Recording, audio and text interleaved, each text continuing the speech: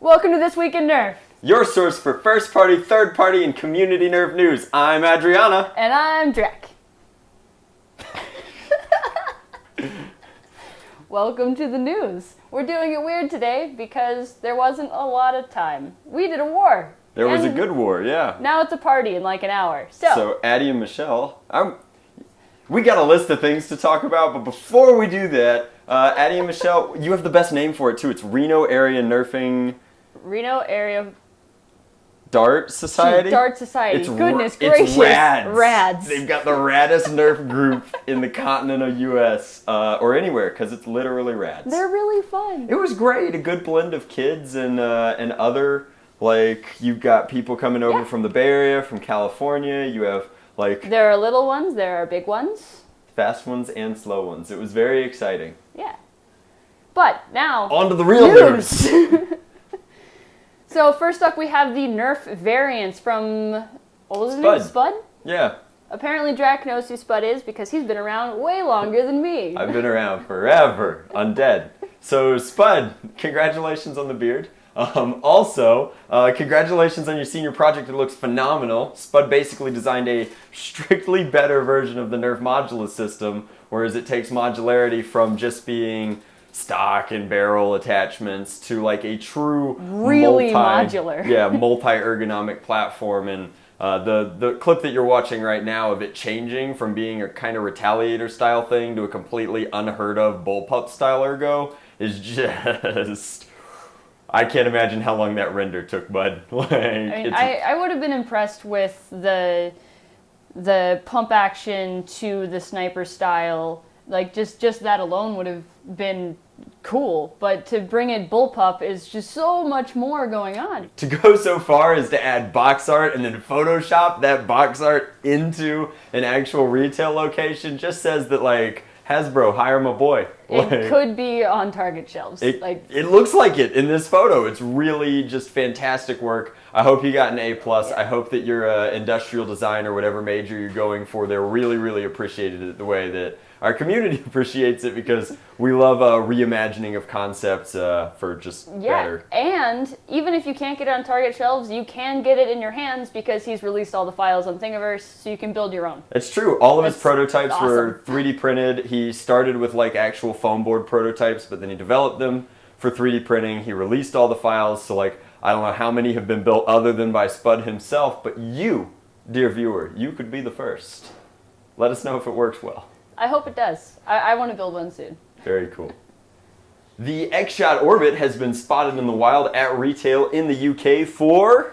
£29. Which is not a small chunk of change for a rival blaster, but you get a lot with this one. So I saw it at Toy Fair. That sounds reasonable. It is reasonable. When you convert it, it's close to like $40. Yeah, that's about what I'd expect from it, actually. This is Twin, though, where we don't make direct comparisons and we just talk about how sweet it is. So it's got a brand new style of loading darts through kind of an integrated magazine, except instead of pulling it back and pushing them through and letting it, they literally go through the follower, which is just really slick action.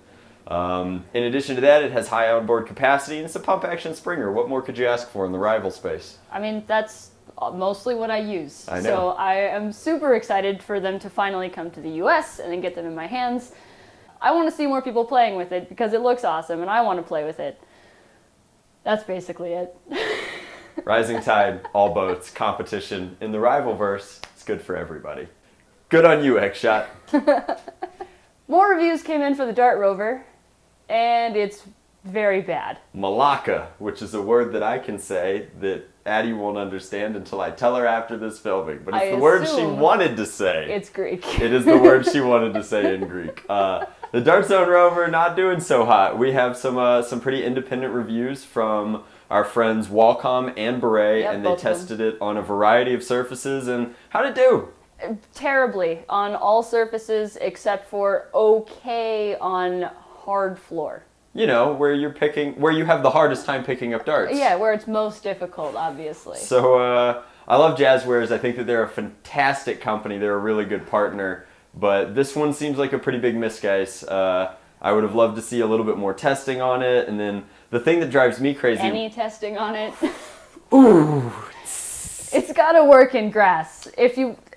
That's the point. It's got to work in grass. And so, I mean, I guess the biggest dagger, if we really want to it in there, is even if it worked, which it doesn't, but even if it worked, its onboard capacity for storing darts that it can pick up is like 30, maybe 40 darts. It says 100 on the box, but I don't believe that for a second. Net. And so the fact of the matter is, we've been using these nut grabbers to pick up rival rounds to great effect, and they work fantastic, and they're not really designed for us. They will pick up megas, they will pick up elites. You just have to buy the right size for those different darts, but that does a better job for less money than this bespoke product, and it's always sad when that happens. $30 for the Dart Rover is far too much. I would not suggest anyone buy it. Probably not. Start developing a Roomba that picks up darts, and I'm on. I'm that in. Drives in grass. A grass Roomba. The Groomba. Coming soon to a wedding near you. Our good friend Captain Slug is back at it like a bad habit, developing the Caliburn platform into yet another iteration. Except this time it's weird. It's jolts, and it's elastic. So he's calling so strange. It's funky. It's funky stuff. So Slug is calling this one the Whisper, and as far as I can tell, it takes the principles from this bad boy. The Esper. The Esper. It takes the Esper-style plunger and spring or stringer mechanism, turns that into the handle, creates an ultra teeny tiny barrel, creates a super funky catch down at the bottom, and shoots single shots like a jolt. I mean, he's selling it already, which is insane. That's Slug. But $7 for a hardware kit. $7 for a hardware kit is only a little more than what a jolt costs. Okay. Make one yourself in any color, or a lot of colors, or no colors. Make one. You have to make it in some color. There's no such thing as no color. There is raw PLA, and I choose to think of it as no color. It's invisible. The imaginary color. Anyway, the Whisper looks cool. All of Slug's stuff is open source. The hardware is open source, but you could buy it for him probably cheaper than you can find it itself. And assuming that it's dope, which it will be because it's a full-size plunger tube on a jolt. Yeah. He's a weird man, but I like what he does. Exactly.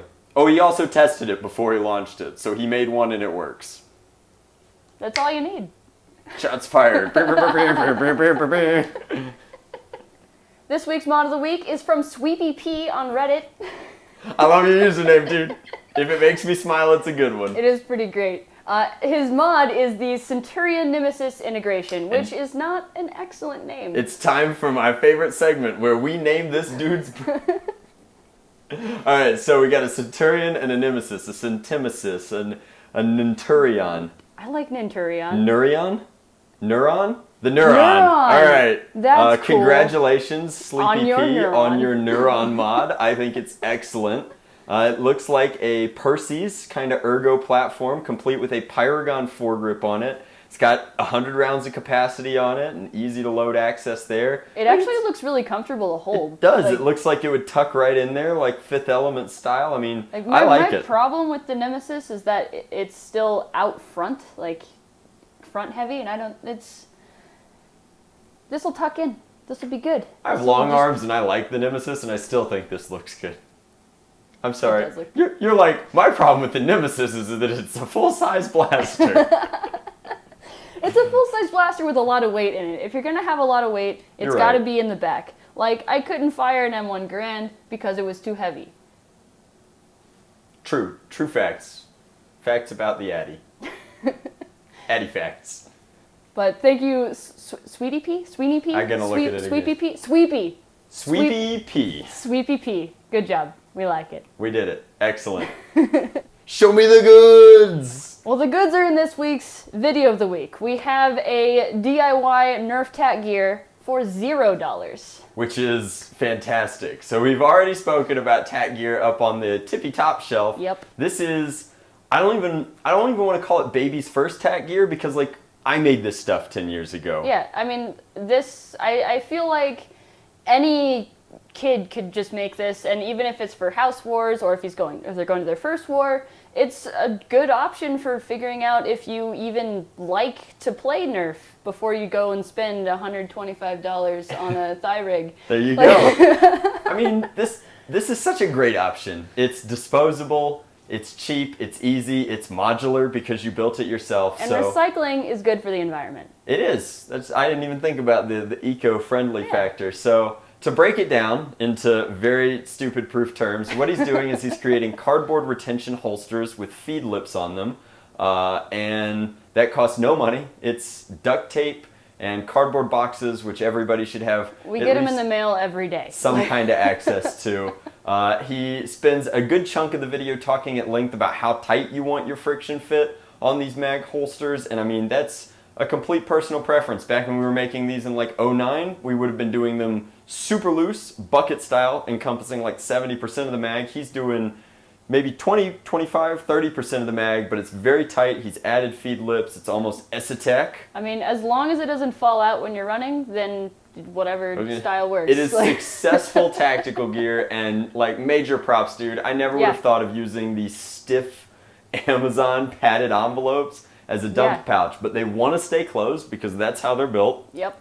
And throwing a carabiner and a duct tape belt loop on them is super easy. I should have been that like, was actually really clever. a snap. Yeah, it's smart as heck. I bet you could fit a lot of darts in that bad boy. Yeah, and today when we were at the war, I had to give buckets to everybody because no one has tack gear, but everybody has an Amazon bag. This is true. It'll make your dart sweeps easier too. Shout out to you, dude. Yeah. Could use a couple more subscribers. I like what you're doing. Keep it up. So Drac just asked me how the outro works, and I said that This we'd is the outro. talk at the camera. I don't know what we do. Michelle, Sometimes make we us dance. less silly, please. Or don't. Or don't. Or leave it all. Or delete it. Thanks for coming on the show, Drac. Oh, I like this. I like your shirt. I like your shirt. Shut up, baby. Boom. Bye, everybody. Bye. I didn't say come back next week, but whatever. They will. They You'll will. come back next week anyway. How do you sign off? Is this the part where we dance? Oh, the outro I just do, and Okay. it Whatever it is, Michelle whatever makes it us is funnier is than what we it are. happens.